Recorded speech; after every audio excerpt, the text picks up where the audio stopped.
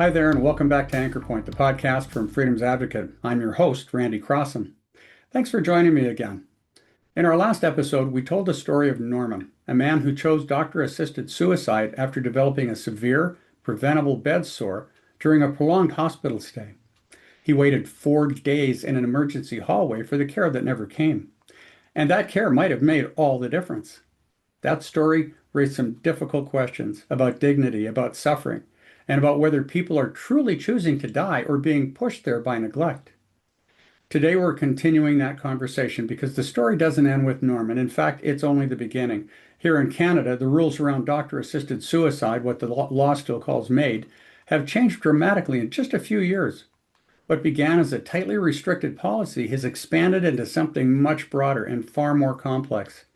You no longer have to be terminally ill to qualify. People with chronic conditions or disabilities can now apply. The government has also proposed opening access to people whose only medical condition is mental illness. And in coming years, it's considering extending eligibility to minors, mature minors, children, teenagers. We're told that these changes are about equality, about respecting the choices of every Canadian, no matter their situation. But we have to ask, what kind of choices are people really being given? Because here's the reality. In many parts of the country, doctor-assisted suicide can be arranged in days, but access to palliative care, real, ongoing, life-affirming support, that could take weeks, months, or longer. Pain specialists have long wait lists. Home care programs are understaffed. Mental health support is stretched thin. And for people with disabilities, the struggle to find safe, accessible housing can feel endless. So it's actually easier to get help to live or help to die. And when death becomes the faster, simpler, cheaper option, how long before it stops feeling like a choice? We've heard stories from across Canada of people applying for doctor-assisted suicide not because they wanted to die, but because they could no longer afford to keep living. One woman was approved after losing her housing. Another man made the request after being discharged without care and left with nowhere to go. These are not isolated stories. They're part of a troubling pattern, and it raises a question we all need to face. When someone's suffering could be relieved, but isn't, what does that say about the system that surrounds them? If doctor-assisted suicide is more available than the service that could ease that suffering, how can we be sure that death is being chosen freely and not by default? And for some, doctor-assisted suicide isn't the last resort, it's the first thing offered. That was the case for Carol, my late wife.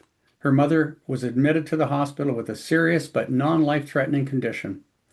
Once she was settled, a doctor pulled Carol aside. Rather than discussing treatment options, the doctor suggested that ending her mother's life might be the kindest option because she was uncomfortable. This was a woman who had survived the Great Depression, World War II, and a lifetime of challenges.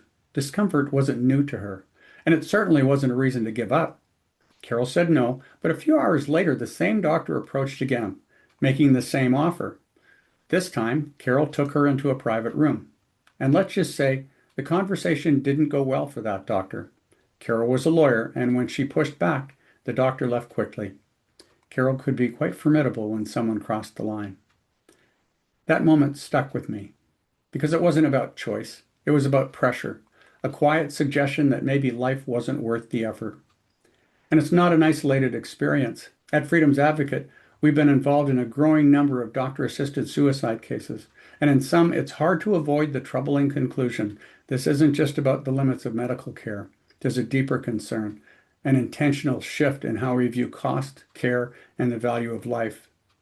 Back in 2021, the government paused plans to extend assisted suicide to people whose only medical condition was mental illness.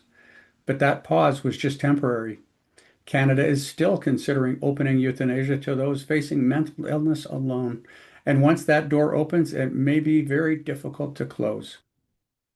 Every policy reflects a set of priorities. So does every budget. What should be easier in Canada? Ending your life or getting proper care? We're not here to give you answers. We're here to ask the questions that matter. Because if we're going to expand access to death, we have to be willing to talk honestly about what we're going to do to support life. If someone you know is in pain, what should the system offer them first? If a teenager is struggling with suicidal thoughts, should they be given access to doctor-assisted suicide or help to find a path forward? And when a person with a mental illness says they want to die, are we meeting them with understanding or signing a form? These are difficult questions, but we need to ask them carefully, compassionately, without slogans, without shortcuts.